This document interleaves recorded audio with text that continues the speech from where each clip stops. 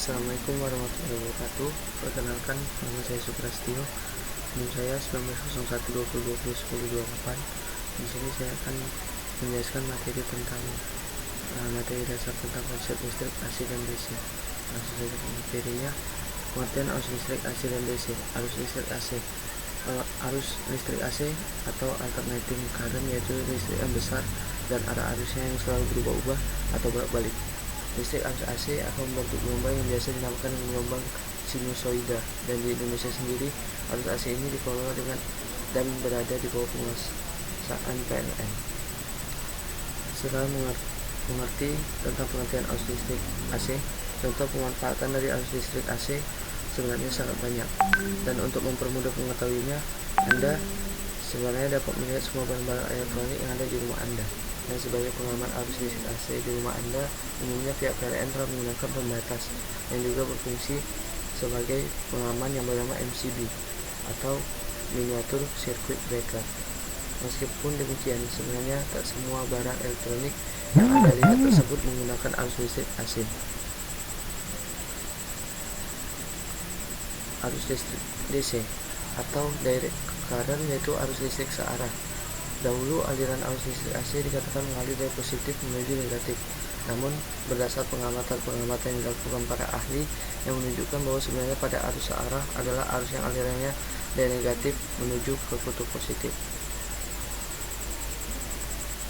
Aliran-aliran tersebut menyebabkan munculnya lubang-lubang dengan muatan positif yang terlihat menuju dari positif ke negatif. Meskipun DC merupakan singkatan dari arus searah, DC juga sering merujuk pada polaritas konstan, dan berdasarkan definisi tersebut, DC tegangan bersifat variasi dalam waktu. Beberapa barang elektronik yang menggunakan atau memanfaatkan arus listrik DC antara lain misalnya lampu LED atau light emitting diode, laptop, TV, komputer, radio, dan tentu masih banyak lagi contoh yang lainnya.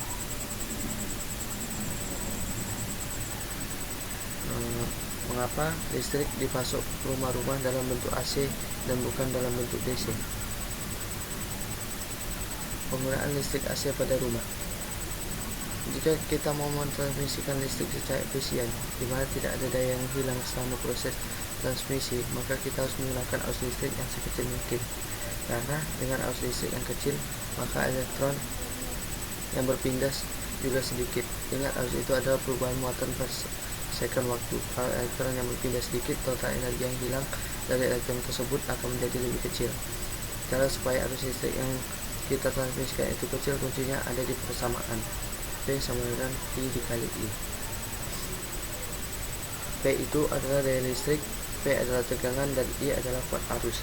Dalam proses transmisi energi, daya listrik itu selalu konstan. Ingat bahwa daya itu energi per satuan waktu.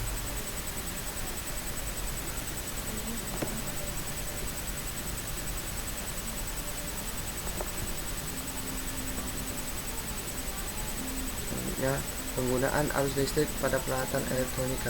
Peralatan elektronika yang saya beri contoh di sini itu ada laptop, motor listrik DC, dan handphone. Mengapa peralatan elektronika menggunakan listrik DC? Sumber listrik arus DC ini banyak digunakan pada perangkat elektronik. Akan tetapi ada sebagian beban selain perangkat elektronik yang menggunakan arus DC, misalnya motor listrik DC. Akan tetapi arus DC digunakan untuk keperluan beban elektronika. Beberapa beban elektronika yang menggunakan arus listrik diantaranya lampu LED, komputer, laptop, TV, radio, dan lain-lain. Selain arus listrik DC, sering disimpan pada suatu baterai. Misalnya baterai yang digunakan untuk menghidupkan jam listrik, mainan mobilan, dan sebagainya.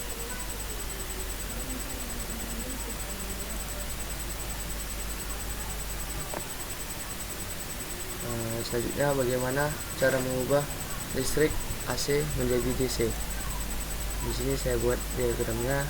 Pertama itu tentukan beberapa tegangan input AC. Dan di tahap ini, dalam sejarah di Amerika Utara dan sebagian Amerika Tengah dan Selatan, tegangan AC di sebagian besar stop kontak adalah 110 sampai 120 volt. dengan frekuensi 60 Hz. Di Eropa, Asia, Australia, dan sebagian besar Timur Tengah dan Afrika, tegangannya 230 sampai 240 volt dengan frekuensi 50 Hz. Tegangan standar di daerah lain mungkin saja berbeda. Kedua, cari nilai tegangan dan ampere yang diperlukan untuk menghidupkan komponen peralatan listrik Anda. Bila perlu, periksalah panduan dan pembuatnya. Nilai ampere maupun tegangan yang terlalu besar akan merusak komponen, sedangkan nilai yang terlalu kecil akan membuat peralatan tidak berfungsi dengan baik. Sebagian besar komponen memiliki kisaran nilai aman. Bila nilai tengah agar input daya Anda bisa sedikit bervariasi. Lalu, gunakan trafo untuk menurunkan output dari AC tegangan tinggi menjadi AC tegangan rendah. Arus listrik memasuki kumparan utama trafo dan menginduksi arus di kumparan kedua yang memiliki lilitan lebih sedikit, sehingga menghasilkan tegangan yang lebih rendah. Sedikit daya akan hilang dalam proses ini karena nilai ampere meningkat sehubung dengan menurunnya tegangan. Yang keempat, hubungan AC tegangan rendah melalui penyara arus. Penyara arus biasanya terdiri dari 4 dioda yang dirangkai dalam bentuk ketupat. Disebut penyara arus jembatan. Sebuah dioda hanya memungkinkan arus mengalir dalam satu arah. Konfigurasi ketupat memungkinkan dua dioda mengalir setengah arus positif dan dua dioda lainnya mengalirkan setengah arus negatif. Output dari kedua rangkaian adalah arus yang naik dari 0 volt menjadi tegangan positif maksimum. Untuk yang kelima, tambahkan kondensator elektrolit besar untuk memperhalus tegangan. Kapasitor menyimpan muatan listrik untuk sementara waktu, kemudian mengalirkannya secara perlahan-lahan. Input dari penyara arus menyerupai serangkaian gelombang. Output dari kapasitor penyara adalah tegangan yang agak stabil dengan riak-riak. Untuk peralatan yang hanya membutuhkan arus rendah, Anda bisa membuat regulator dengan sebuah resistor dan sebuah dioda Zener yang dirancang untuk rusak saat mencapai tegangan tertentu. Memungkinkan arus mengalir melaluinya. Resistor berfungsi membatasi suatu arus. Untuk yang terakhir, hubungkan output dari penyara melalui regulator.